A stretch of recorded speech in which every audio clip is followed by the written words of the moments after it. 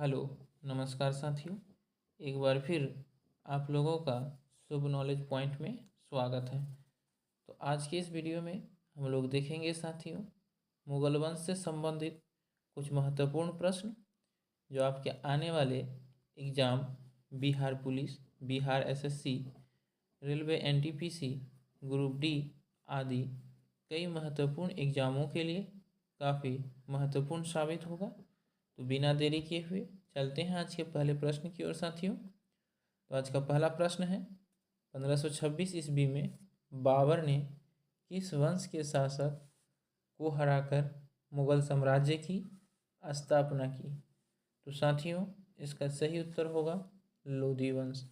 बाबर ने 1526 में मुगल वंश के शासक इब्राहिम लोधी को हराकर मुगल वंश की स्थापना की।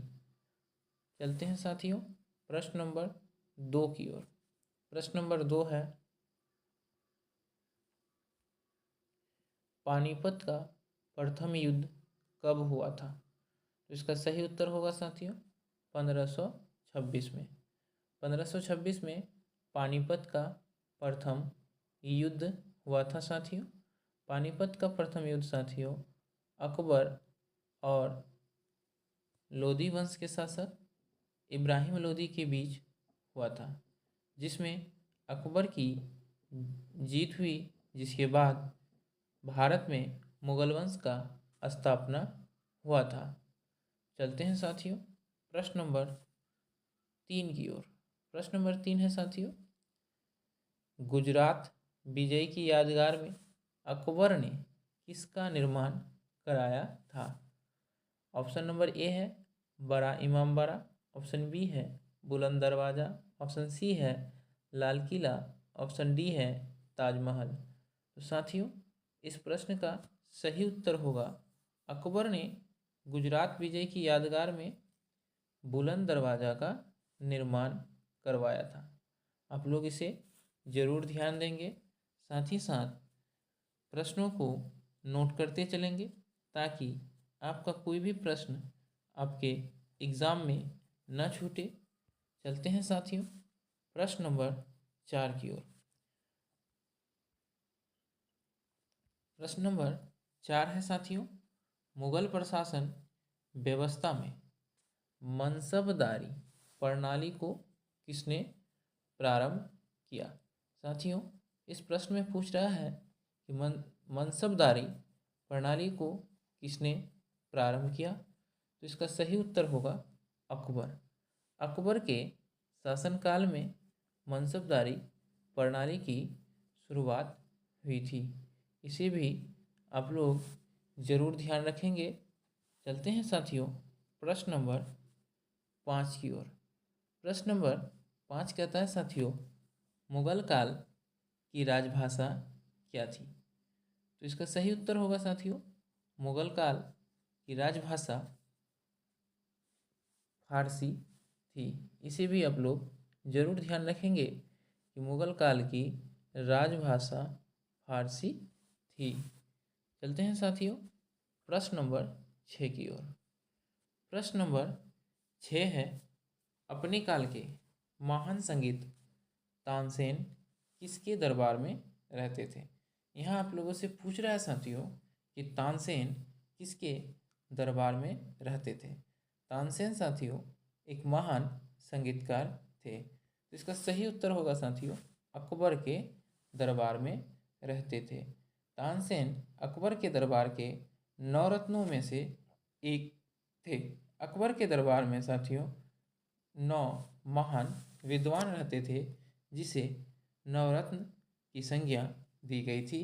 इसे भी आप लोग ज़रूर याद रखेंगे साथियों, ताकि आपका कोई भी प्रश्न ना छूट पाए। चलते हैं साथियों प्रश्न नंबर 7 की ओर। प्रश्न नंबर 7 है साथियों, हुमायूंनामा किसने लिखा था? तो इसका सही उत्तर होगा गुलबदन बेगम। गुलबदन बेगम ने हुमायूंनामा लिखा था। चलते हैं साथियों प्रश्न नंबर 8 की ओर। प्रश्न नंबर 8 है, अकबर के शासनकाल में भू राजस्व सुधार के लिए कौन उत्तरदायी था। साथियों, इस प्रश्न में आपसे पूछा गया है कि अकबर के शासनकाल में भू राजस्व सुधार के लिए कौन उत्तरदायी था। तो इसे आपको जवाब देना है। तो इसका सही उत्तर होगा साथियों कि अकबर के शासनकाल में भू राजस्व सुधार के लिए टोडरमल उत्तरदायित्व थे। इसे जरूर आप लोग ध्यान में रखेंगे कि अकबर के शासनकाल में भू राजस्व से संबंधित सारा काम टोडरमल देख रहे थे। चलते हैं साथियों प्रश्न नंबर 9 की ओर। प्रश्न नंबर 9 कहता है, किसने मुगल साम्राज्य की राजधानी को आगरा से दिल्ली स्थानांतरित किया। इस प्रश्न में साथियों आप लोगों से पूछ रहा है कि किस मुगल शासक ने मुगल साम्राज्य की राजधानी को आगरा से दिल्ली कर दिया। तो इसका सही उत्तर होगा साथियों शाहजहां ने। शाहजहां ने मुगल साम्राज्य की राजधानी को आगरा से दिल्ली कर दिया। शाहजहां ने लाल किला, मोती मस्जिद तथा ताजमहल का निर्माण करवाया था। इसे भी आप लोग ध्यान में रखेंगे तथा सभी प्रश्नों को साथियों आप लोग नोट करते चलेंगे। चलते हैं साथियों प्रश्न नंबर 10 की ओर। प्रश्न नंबर 10 कहता है, किस मुगल सम्राट को आलमगीर कहा जाता है। यहाँ आप लोगों से पूछ रहा है साथियों कि किस मुगल सम्राट को आलमगीर के नाम से जाना जाता था। तो इसका सही उत्तर होगा औरंगजेब। औरंगजेब को आलमगीर के नाम से जाना जाता है। साथियों, औरंगजेब को जिद्दा पीर के नाम से भी जाना जाता है। इसे भी आप लोग जरूर ध्यान में रखेंगे। चलते हैं अब प्रश्न नंबर 11 की ओर। प्रश्न नंबर 11 है, हुमायूं का मकबरा कहाँ है। तो इस प्रश्न का सही उत्तर होगा दिल्ली में। साथियों, हुमायूं का जो मकबरा है वह दिल्ली में स्थित है। चलते हैं साथियों प्रश्न नंबर 12 की ओर। प्रश्न नंबर 12 है साथियों, हल्दी घाटी का युद्ध कब हुआ था। 1526 में, 1576 में, 1605 में, 1660 में। तो इसका सही उत्तर होगा दोस्तों हल्दी घाटी का युद्ध 1576 में हुआ था। इसे आप लोग जरूर ध्यान में रखेंगे। तो साथियों, यह मुगल से पहला पार्ट का प्रश्न है। इसका अगला पार्ट भी दिया जाएगा, आप लोग अंत तक जरूर बने रहें। प्रश्न नंबर 13 कहता है साथियों, अकबर का राज्याभिषेक कहाँ हुआ था। इसका सही उत्तर होगा साथियों अकबर का राज्याभिषेक कलानौर में हुआ था। अकबर 14 वर्ष की उम्र में शासक बना है। इसे भी आप लोग जरूर ध्यान में रखेंगे। तो इस प्रश्न का सही उत्तर होगा कि अकबर का राज्याभिषेक कलानौर में हुआ था। चलते हैं साथियों प्रश्न नंबर 14 की ओर। प्रश्न नंबर 14 है, अकबर के युवा अवस्था में उसका संरक्षक कौन था।